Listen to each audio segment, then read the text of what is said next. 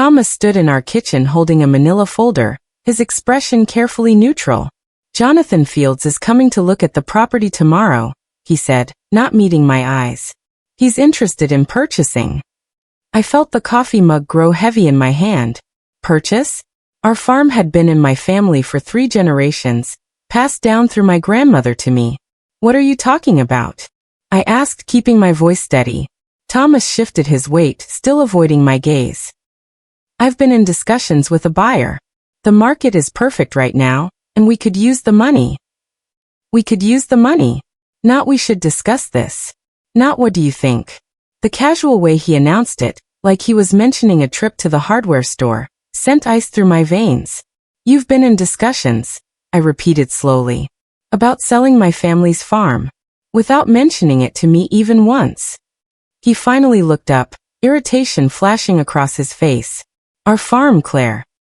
We've been married 15 years. What's yours is ours, remember?" Something in his tone told me this conversation was already over in his mind. The decision had been made. I was simply being informed.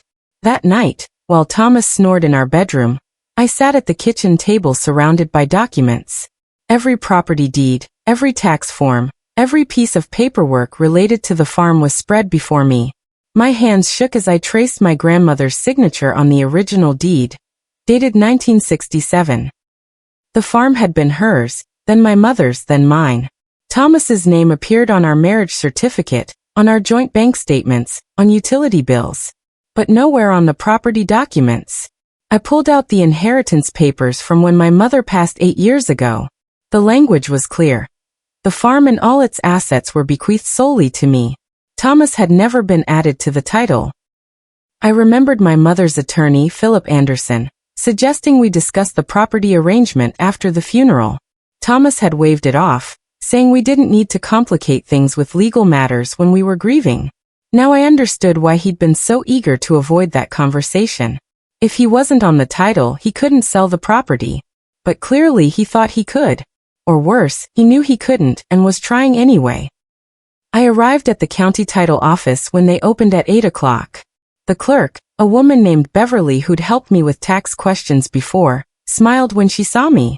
"Claire, what brings you in so early?" I slid the property address across the counter. "I need to see all the current ownership records for this property. Everything on file." Beverly's fingers flew across her keyboard, her smile fading as she read the screen. "Is everything okay? I see someone requested these same records last week." My stomach dropped. "Who requested them?" She hesitated, then turned the screen slightly so I could see. "Thomas Hartley. My husband. 7 days ago." "What exactly did he request?" I asked, my voice barely above a whisper. Beverly pulled up the file. Complete property history, current liens, and information about title transfer requirements. She looked at me with concern. "Claire, is there something going on?" I forced a smile I didn't feel. "Just doing some research. Can you print everything for me? Including what requirements exist for selling the property?"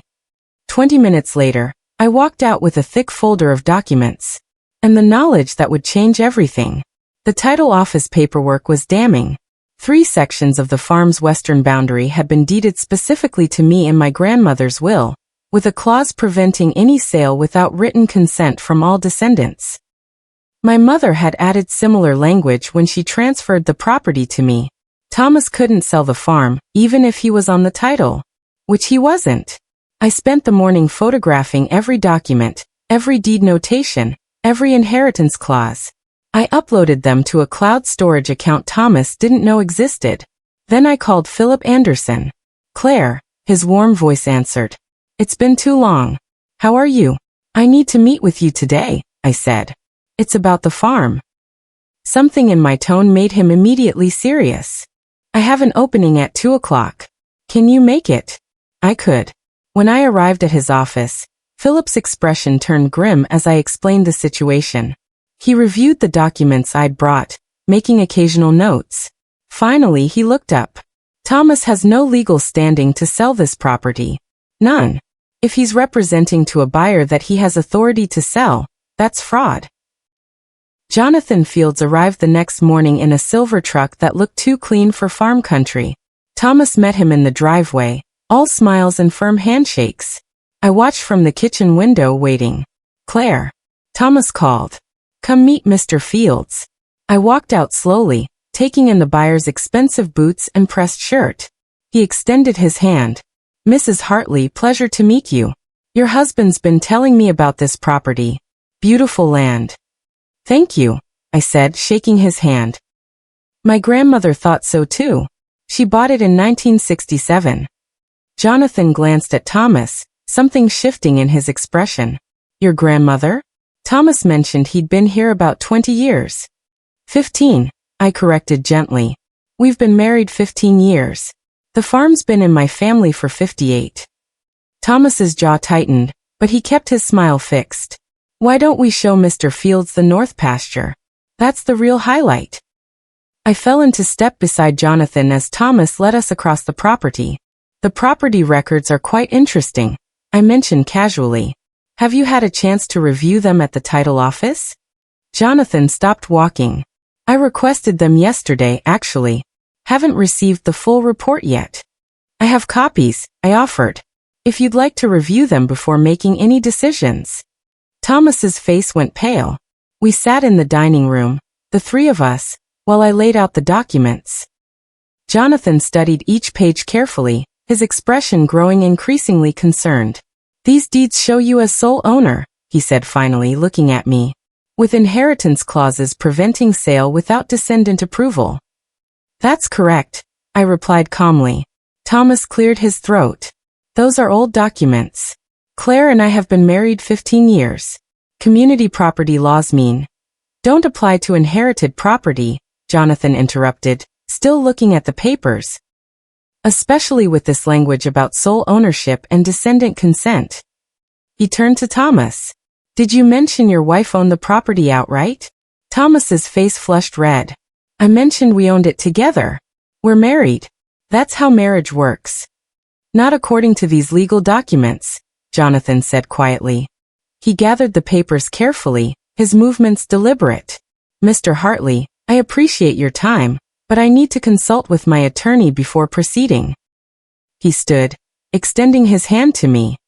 "Mrs. Hartley, thank you for your transparency. That's not something I always encounter in these transactions." After he left, Thomas turned to me, his voice shaking with rage. "What the hell was that?" I met his gaze steadily. "The truth." Thomas disappeared into his office, slamming the door hard enough to rattle the windows. I heard him on the phone, his voice rising and falling in angry bursts. I stayed in the kitchen, my hands surprisingly steady as I made tea. The fear I'd felt yesterday had transformed into something else. Clarity. For months, Thomas had been distant. Late nights in town. Unexplained expenses on our credit card. Conversations that stopped when I entered rooms. I'd attributed it to stress, to the farm's modest income, to the normal ebbs and flows of a long marriage. Now I saw those signs differently. He'd been planning this. An hour later, Thomas emerged, his expression carefully controlled. "We need to talk." "We do," I agreed. We sat across from each other at the kitchen table, where we'd shared thousands of meals. The space between us felt vast. "You embarrassed me in front of a potential buyer," Thomas said. "I protected my property," I replied. "My property, Thomas. Not ours. Mine." His hands clenched on the table. 15 years of marriage, and you're pulling that card? "You spent months planning to sell my family's farm without telling me. Don't talk to me about marriage." Philip Anderson arrived at the farm the next morning. I'd called him the night before, after Thomas had stormed out to spend the night at his brother's house. "The situation is clear-cut from a legal standpoint," Philip said, reviewing his notes. "Thomas has no authority to sell or transfer ownership. Any contracts he's signed are void." "He signed contracts?" I felt dizzy. Philip nodded. "I did some checking. He signed a preliminary sale agreement with Jonathan Fields 3 weeks ago. Put down a deposit using your joint savings account." 3 weeks ago. While I'd been planning our anniversary dinner, Thomas had been signing away my family's legacy. "What happens now?" I asked. Philip pulled out a legal document. I'm filing an injunction to prevent any further attempts to sell or transfer the property. I'm also notifying Mr. Fields formally that Thomas lacks legal authority. You might consider what you want to do about your marriage. That last sentence hung in the air between us. What did I want? Yesterday I would have said I wanted to fix things, to work through whatever was driving Thomas to such desperate measures. Today, I wanted my farm secure and my grandmother's legacy protected. Everything else was secondary. Jonathan Fields called that afternoon. Mrs. Hartley, I wanted to apologize. Your husband represented that he had full authority to sell the property. I should have done more thorough research before signing the preliminary agreement. You couldn't have known, I said, though his willingness to proceed without meeting me first had been a red flag. I'm formally withdrawing from the purchase agreement, he continued. My attorney reviewed the documents you showed me. The ownership situation is clear. I won't be pursuing this further. After we hung up, I sat in the quiet kitchen, processing the reality. The sale was dead. Thomas's plan had collapsed. But what came next? Thomas returned that evening, his face haggard. Fields pulled out. I know. This is your fault, he said, his voice bitter. We could have had enough money to start fresh somewhere else. Away from this dying farm and this nowhere town. This farm, I said slowly, has supported my family for 3 generations. It put food on our table for 15 years. And you tried to sell it behind my back to fund some fantasy of starting fresh. He had no answer for that. Word spread quickly in a small farming community. The next Saturday, I was at the feed store when I ran into Tom Peterson, our neighbor to the south. Heard about the trouble with your property, he said, his weathered face concerned. Thomas was talking to my brother-in-law about buying land. Said he had a big sale coming through. My stomach tightened. When was this? 2 months ago, maybe? Said he'd be making a move soon. 2 months. Not 3 weeks. Longer. This had been planned for even longer than I'd realized. At the hardware store, Emma Jenkins, who ran the local diner, pulled me aside. Claire, honey, I probably should have said something earlier. Thomas has been meeting with some man in a suit at my restaurant. 3, 4 times over the past few months. Always talking about money and property values. Everyone had known something was happening. Everyone except me. That evening, when I confronted Thomas about Tom Peterson's comments, he didn't deny it. I've been planning our future, he said defensively. Someone has to think beyond this farm. Our future? I repeated. Did our future include asking me? Discussing it with me? Or was I just supposed to sign whatever papers you put in front of me? His silence was answer enough. Going through the old legal documents in my grandmother's hope chest, I found something that changed everything. A codicil to her will, dated just before her death, specifically preventing any sale of the farm without joint written consent from all direct descendants. My mother had been the only descendant when it was written. Now I was. But I had 2 daughters. Abigail, 23, working as a teacher in the next county. Maggie, 20, finishing college in the city. Any sale required their signatures too. I called them both that night. Mom, what's going on? Abby asked, her voice tight with concern. I explained everything. The attempted sale, Thomas's deception, the legal protections we had. That farm is your heritage, I finished. Your great-grandmother's legacy. I wanted you to know what's been happening. Does Dad know about the consent clause? Maggie asked quietly. Not yet, I admitted. When I told Thomas the next morning, his face went white. You're saying even if you were willing to sell, we'd need the girl's permission? That's exactly what I'm saying. He sat down heavily. This changes everything. It should, I replied. Because everything you planned was built on a lie. I found the email by accident, checking our shared computer for a recipe I'd saved. Thomas's email was still open.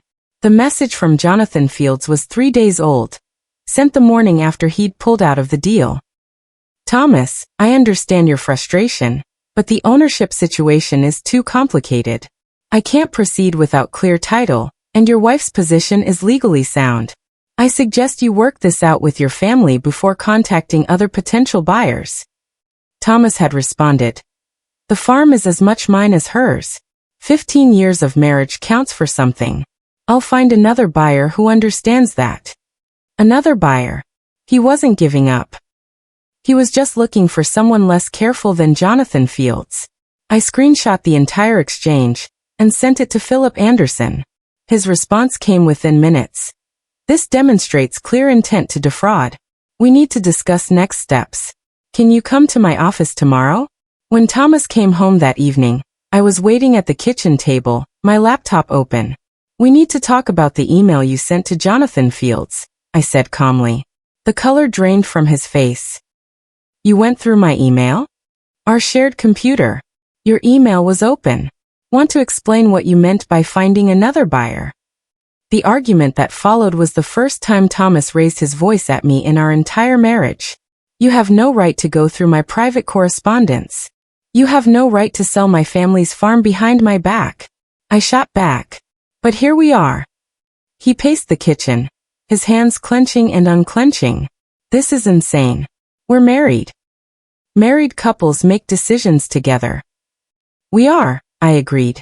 Which is why I find it strange that you made this decision entirely alone. Signed contracts alone. Took deposits from our joint account alone. When exactly was I supposed to be included in this together decision? He stopped pacing, his shoulders slumping. I thought if I presented it as a done deal, you'd see reason.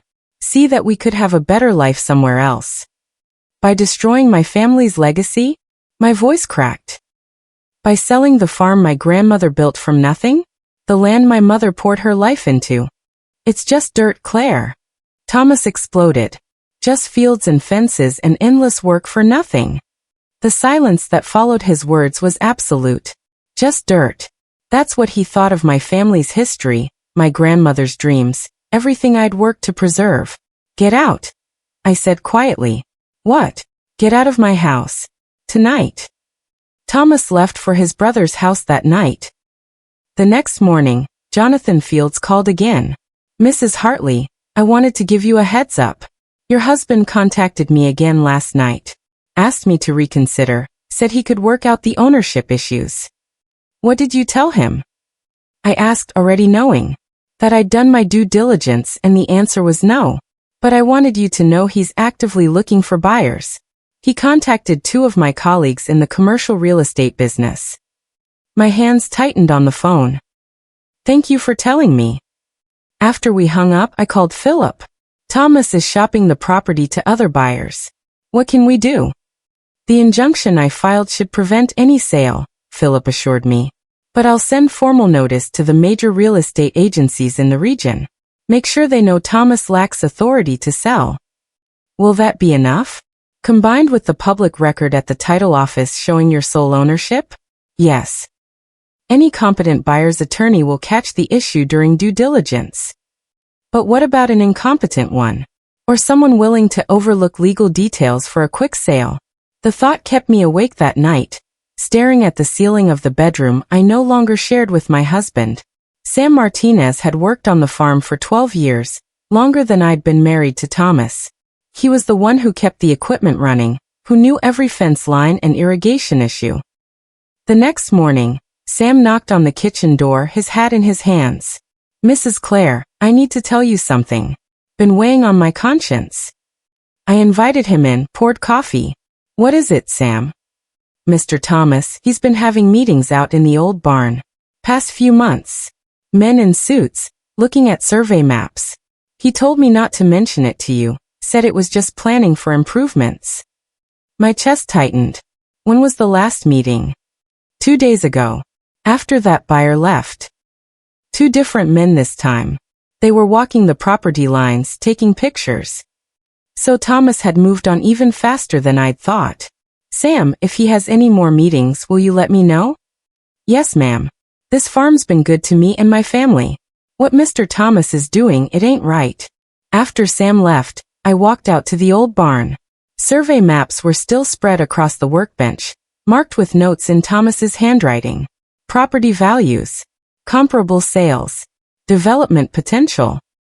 He'd been planning this for months, maybe longer. Thomas showed up 3 days later with an attorney I'd never met, a young man in an expensive suit who looked barely out of law school. "Claire, this is Marcus Webb," Thomas said, his voice falsely bright.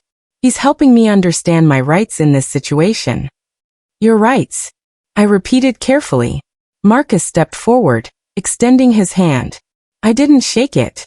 "Mrs. Hartley, I've been reviewing your husband's situation. While the property is technically in your name, 15 years of marriage does create some equity claims. We believe there's room for negotiation." "Negotiation about what?" I asked. "My lawyer has already explained that Thomas has no authority to sell my inherited property, but he has contributed to its maintenance and improvement," Marcus continued smoothly. "That creates a claim for compensation if the property were to be sold." I almost laughed. Contributed to maintenance? I pay all the property taxes from my teaching salary. The farm income covers its own expenses. Thomas's salary pays for his truck and his bar tabs. Marcus's smile faltered. "Nevertheless, we're prepared to file a claim for spousal interest in the property's appreciation." "File whatever you want," I interrupted. "You'll lose. Now get off my property. Both of you." Thomas's face reddened. "You can't kick me out. I live here." "Not anymore, you don't." That night, both my daughters came home.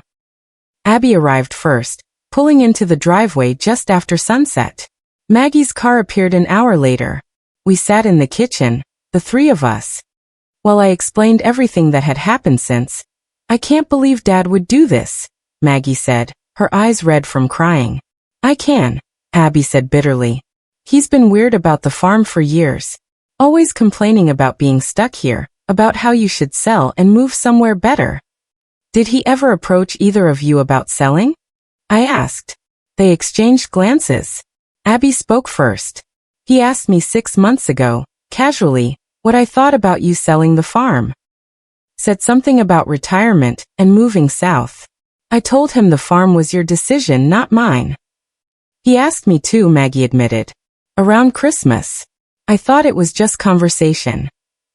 He'd been testing the waters, gauging whether they'd support a sale. When he realized they wouldn't, he'd moved forward without telling anyone. "We're not selling," Abby said firmly. "This is great-grandma's legacy. Her dream. We're not letting Dad throw it away for whatever midlife crisis he's having." Maggie nodded agreement. "What do you need us to do, Mom?" I smiled through my tears.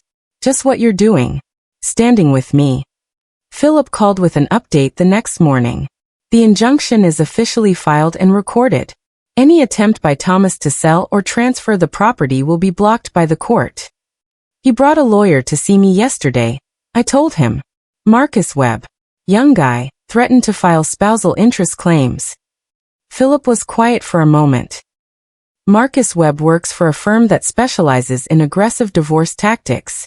Claire, is Thomas planning to file for divorce?" The question hung between us. Was he? Or was the lawyer just an intimidation tactic? "I don't know," I admitted. "But I think we need to be prepared for that possibility." "I'll start drawing up papers," Philip said gently. "Just in case." "And Claire?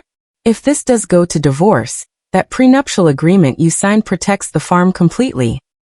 Remember, your mother insisted on it before the wedding." I'd forgotten about the prenup. Thomas had been angry about it at the time, said it showed my family didn't trust him. My mother had been quiet but firm. The farm stays in the family no matter what. She'd known. Somehow, my mother had known this day might come. "Thank you, Philip," I said. "For everything." "That's what family lawyers are for," he replied warmly. "Your mother was my client for 30 years. I'm not about to let her farm slip away now." The confrontation came at the Saturday farmers market, of all places. I was selling our vegetables like I did every weekend when Thomas appeared with Marcus Webb and another man I didn't recognize. "Claire," Thomas called out loudly enough for other vendors to hear. "We need to talk about your mismanagement of our farm. You're running it into the ground." Several people turned to stare. This was deliberate, I realized. A public attack meant to discredit me. I stepped out from behind my vegetable stand, keeping my voice calm. Thomas, if you have concerns about the farm, we can discuss them privately. I think the community should know, Thomas pressed. Should know that you've been blocking legitimate business opportunities. That you're so stubborn about clinging to the past that you won't consider our financial future. The community, I said clearly, should know that you tried to sell my inherited property without my knowledge or consent. That you signed contracts fraudulently, representing yourself as having authority you don't possess. Silence fell across the market. Marcus Webb shifted uncomfortably. Mrs. Hartley, there's no need for. There's every need, I interrupted. Tom Peterson, you're here, right? Tom stepped forward from the crowd. Yes, ma'am. Didn't Thomas discuss buying property from your brother-in-law? Using proceeds from selling my farm? Proceeds from a sale I knew nothing about. Tom nodded slowly. That's what he told my brother-in-law, yes. The murmurs that rippled through the market crowd were immediate. Emma Jenkins from the diner spoke up next. Thomas, you've been meeting with buyers at my restaurant for months. Never once mentioned your wife. Thomas's face had gone from red to pale. You're all taking her side without hearing. We heard plenty, old Walter Barnes interrupted. His family had farmed in the area for 4 generations, same as mine. Heard you've been trying to sell land that ain't yours to sell. That's fraud, son. Plain and simple. Marcus Webb pulled at Thomas's sleeve. We should go. This isn't the right venue for. This is exactly the right venue. Abby's voice rang out. I hadn't seen her approach, but she stood at the edge of the crowd, Maggie beside her. Everyone here should know that our great-grandmother's farm isn't for sale. Wasn't for sale. Won't ever be for sale to anyone. Dad tried to sell it to behind our backs.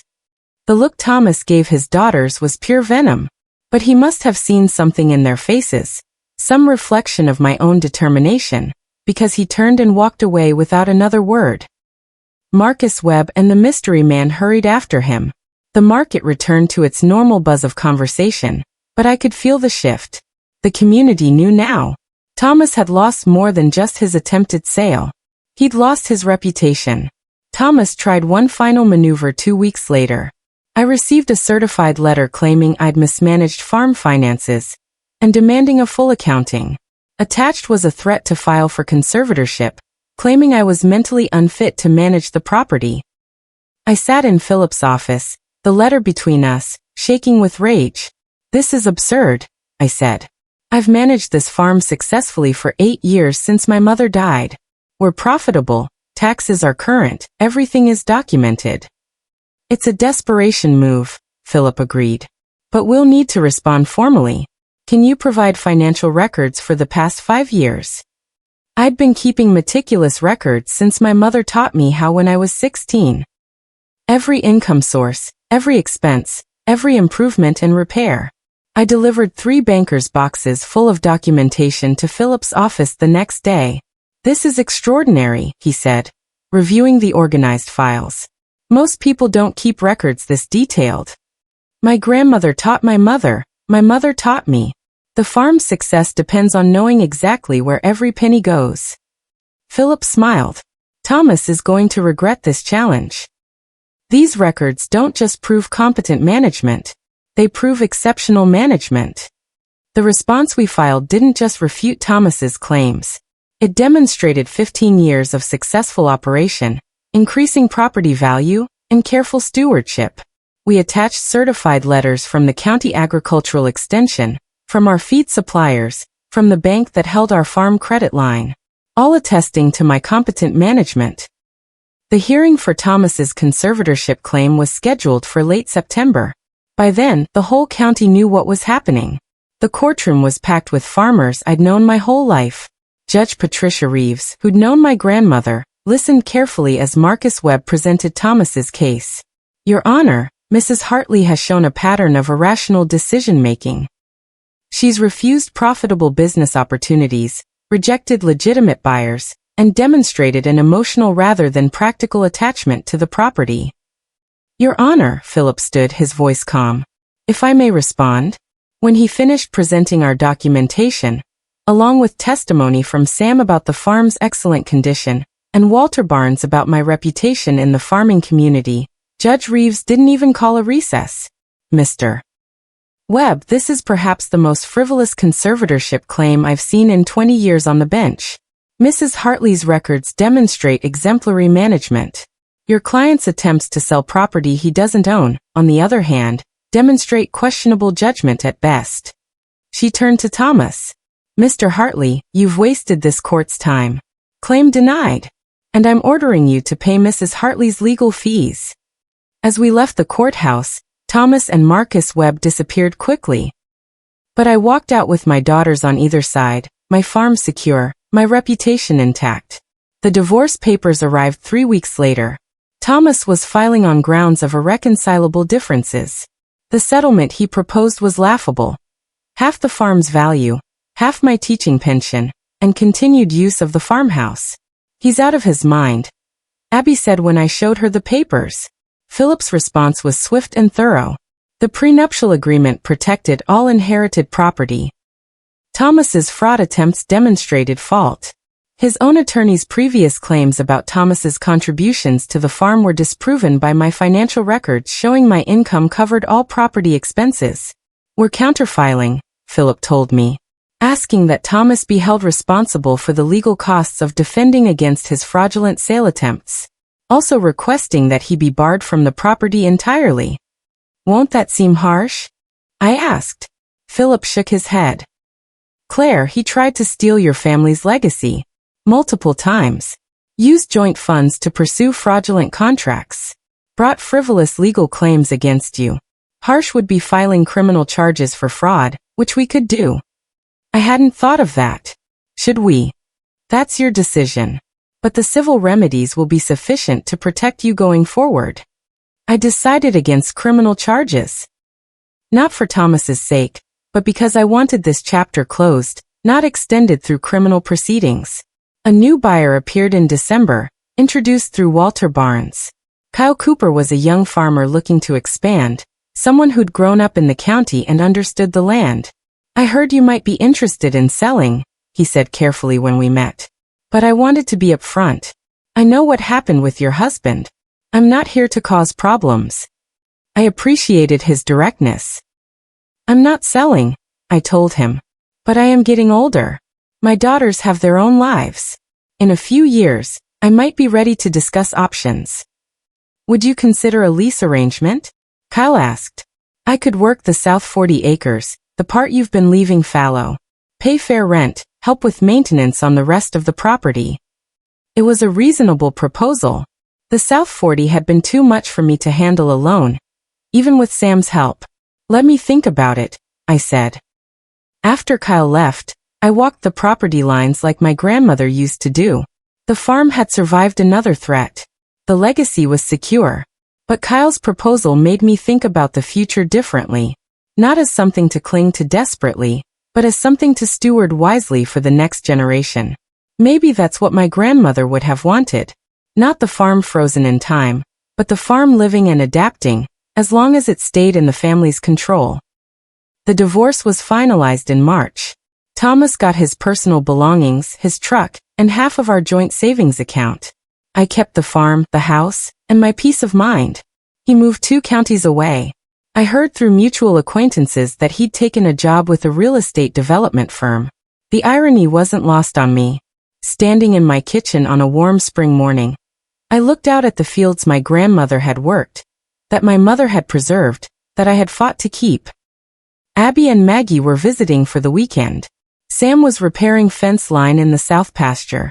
Kyle Cooper would be starting his lease arrangement next month. The farm would continue. Not because I'd refused to change, but because I'd refused to let someone else make decisions about my family's legacy without my voice being heard. My phone buzzed with a text from Philip. Title insurance finalized. Farm is completely secured in your name with updated protection clauses. Your grandmother would be proud. I smiled, typing back a thank you. Then I poured coffee and stepped out onto the porch, watching the sunrise paint the fields gold. Thomas had tried to sell my past. Instead, he'd freed me to build my future. Sometimes the best revenge isn't revenge at all.